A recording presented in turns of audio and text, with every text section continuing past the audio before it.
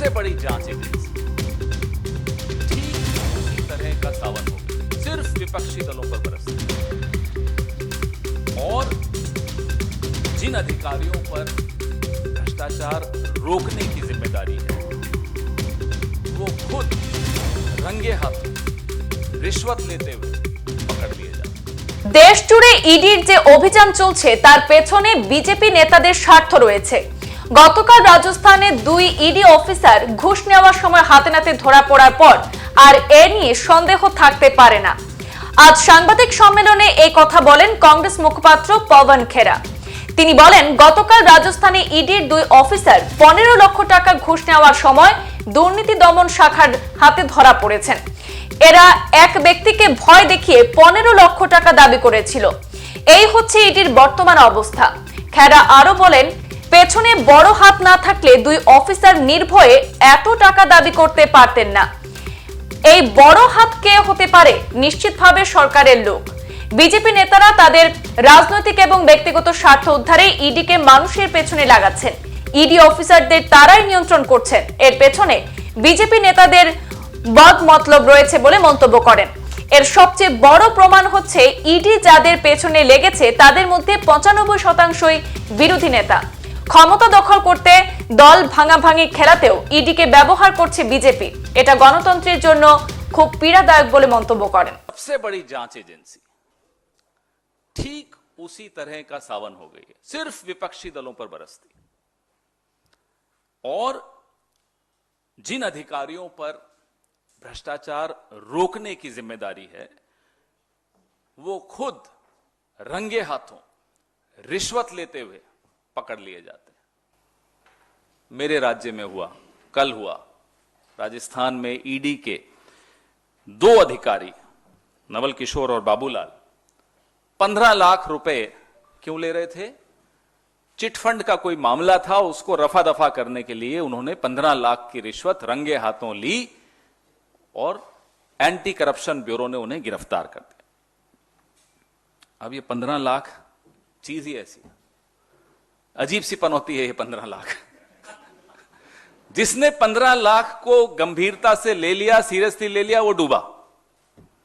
अब बेचारे ये दो अधिकारियों ने भी 15 लाख, और मान लो हमारे मोदी जी ने 15 लाख सच में दे दिए होते लोगों के खातों में, तो ये हमारे जो नवल किशोर जी हैं और बाबूलाल जी हैं शायद नहीं फंसते, कल बच जाते। 15 लाख की पनौती का क्या करें बताइए।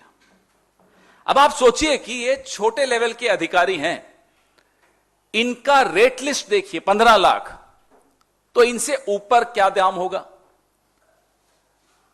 और उसके भी ऊपर जिसके हाथ में ईडी का रिमोट कंट्रोल है उसका क्या रेट होगा। कहीं ना कहीं तो रिमोट है ना ईडी का, हमें भी मालूम है कहां है, आपको भी मालूम है कहां है। तो रेट लिस्ट क्या है ईडी की, ये सार्वजनिक करना चाहिए उन्हें कि साहब 15 लाख ये लेते हैं, 25 ये लेते हैं, और ऊपर जो और लोग बैठे हैं जिनका मैं नाम नहीं लूंगा वो कितने लेते होंगे। हम लोग सब पॉलिटिकल पार्टीज अपने स्टार प्रचारकों की एक लिस्ट जारी करते हैं चुनाव से पहले।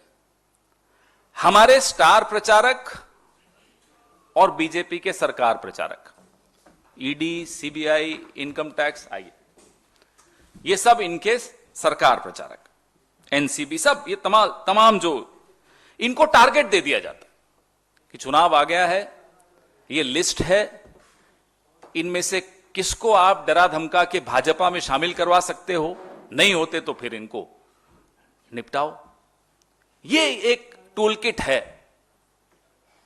मैं इसको गुजरात मॉडल नहीं कहूंगा, ये टूल किट मोदी जी का अपना टूल किट है। हम हमेशा, कांग्रेस पार्टी हमेशा जांच एजेंसियों को हम चाहते हैं वो शक्तिशाली रहें, वो निर्भीक रहें, वो किसी के कंट्रोल में रहकर काम न करें, स्वायत्त रहें, ऑटोनोमस रहें जिसको कहते हैं अंग्रेजी में। आप इन एजेंसीज को मजबूत कीजिए, मजबूर मत कीजिए। हमारी आपसे सिर्फ यही शिकायत है।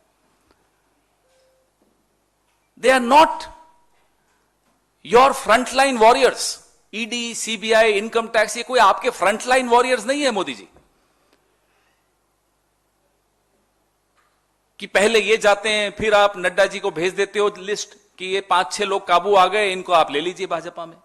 ये क्या तरीका बना रखा है आपने राजनीति का? 95% से ज्यादा ईडी केस अगर विपक्ष के नेताओं पर होता है तो सब कुछ सामने है आपके।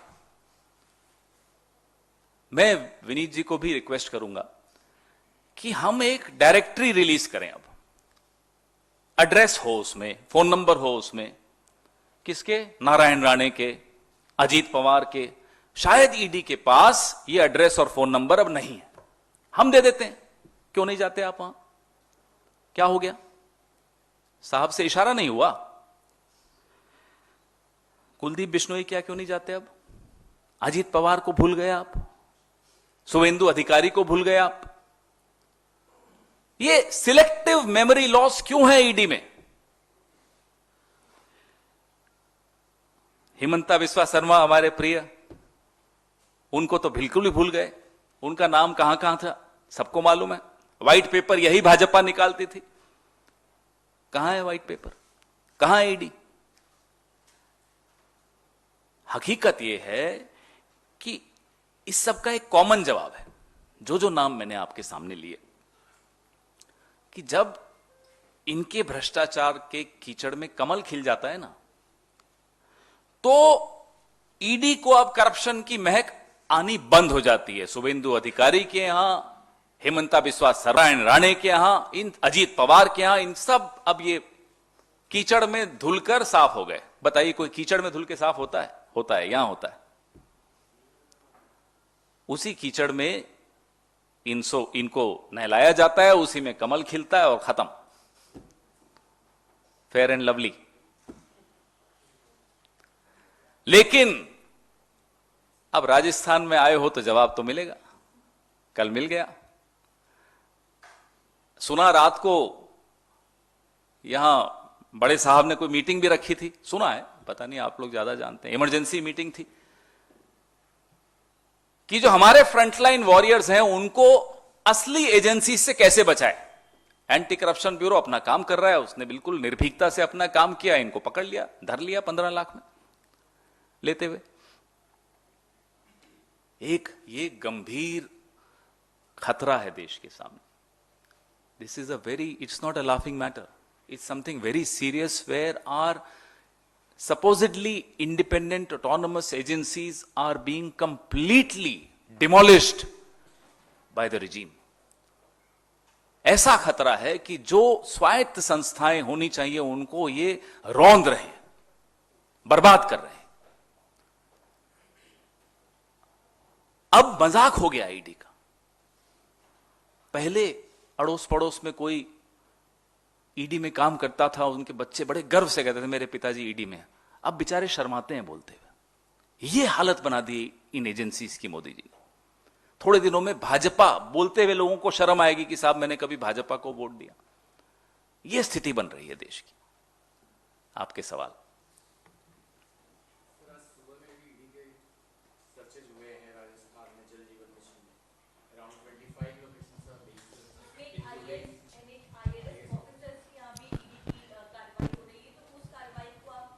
क्योंकि मैं इसमें ऐड ऑन कर रही हूँ। और इसके अलावा आपके एक मंत्री हैं महेश जोशी, उनके ओएसडी के यहाँ भी ईडी की एक बार फिर से कार्रवाई हुई है, पहले भी हो चुकी है, तो उस कार्रवाई को आप किस तरह देखते हैं सर?